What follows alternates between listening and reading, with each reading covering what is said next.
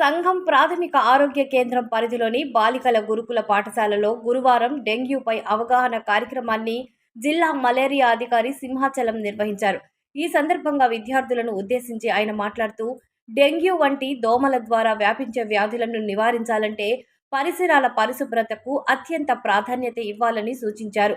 రాత్రి వేళల్లో తప్పనిసరిగా దోమతెరలు ఉపయోగించాలని, శరీరాన్ని పూర్తిగా కప్పి ఉండే దుస్తులు ధరించాలని సూచించారు.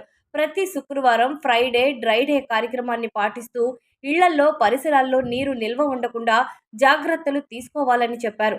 డెంగ్యూ నివారణకు పరిశీలించండి, శుభ్రం చేయండి, మూతలు పెట్టండి అనే 3 ముఖ్యమైన చర్యలను ప్రతి ఒక్కరూ పాటించాలని తెలిపారు. ఇంటి ఆవరణలో నీరు నిల్వ ఉండే తొట్టెలు, డబ్బాలు, కుండీలు వంటి వాటిని తరచూ పరిశీలించి శుభ్రం చేయడంతో పాటు వాటికి మూతలు పెట్టాలని సూచించారు. చిన్న దోమ కాటు కూడా పెద్ద ప్రమాదానికి దారితీస్తుందని హెచ్చరించారు.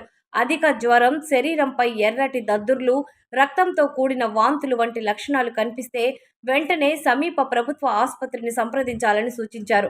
అనంతరం విద్యార్థులతో కలిసి అవగాహన ర్యాలీని నిర్వహించారు.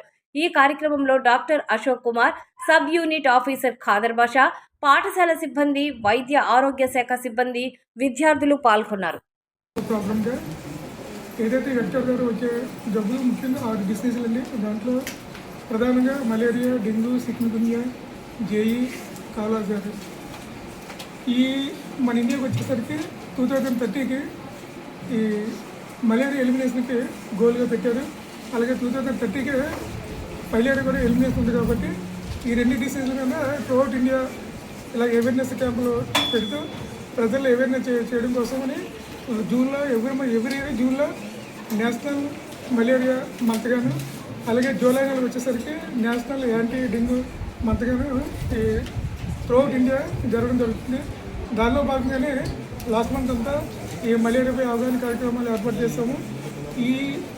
ఈ నెల కూడా మరి డెంగ్యూ గురించి విస్తృతంగా పబ్లిక్ కానీ స్కూల్ పిల్లలు కానీ స్కూల్ పిల్లల ద్వారా ఎందుకంటే వాళ్ళ ద్వారా పేరెంట్స్కి వీళ్ళు కమ్యూనికేట్ చేయడం వల్ల ఎక్కువ మనకి వైడ్ పబ్లిసిటీ ఉంటుందనే ఉద్దేశంతో స్కూల్స్లో కూడా మనం ఈ యొక్క అవేర్నెస్ క్యాంపులు కండక్ట్ చేస్తున్నామండి. ప్రస్తుతానికి మరి మన నెల్లూరు జిల్లాకు వచ్చేసరికి మలేరియా అనేది ఇప్పటికి వచ్చి 2 కేసులు రిపోర్ట్ అయ్యాయి. నా దృష్టిలో ఈ స్ట్రాటజీ ప్రకారంగా 2030కి నెల్లూరు జిల్లా ఎలిమినేషన్కి వెళ్తుందని నేను ఎక్స్పెక్ట్ చేస్తున్నాను. డెంగ్యూ కూడా 23 కేసులు రిపోర్ట్ అయ్యాయి. అవి కూడా అర్బన్లో ఎక్కువగా రిపోర్ట్ అయ్యాయి కానీ రూరల్లో అయితే చాలా తక్కువైనాయి. ఏదైనప్పటికీ ఈ సందర్భంగా నేను జిల్లా ప్రజల్ని కోరేది ఏంటంటే మన నెల్లూరు జిల్లాని 2030కి ఇండియాలో మలేరియా రహిత జిల్లాగా చేయాలనే సంకల్పం ఉంది. కాబట్టి ప్రజలందరూ కూడా ఈ యొక్క కార్యక్రమాల్లో ముఖ్యంగా డొమెస్టిక్, పెరి డొమెస్టిక్ అంటే ఇంటి లోపల ఇంటి పరిసరాల్లో కూడా పరిసరాలు పరిశుభ్రం ఉంచుకోవాలి. నీటి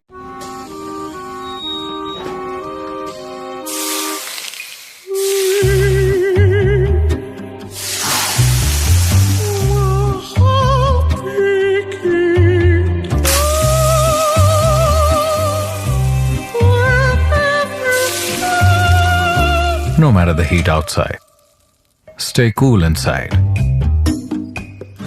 with energy-efficient windows from Asahi System Windows. Please subscribe SS News AP.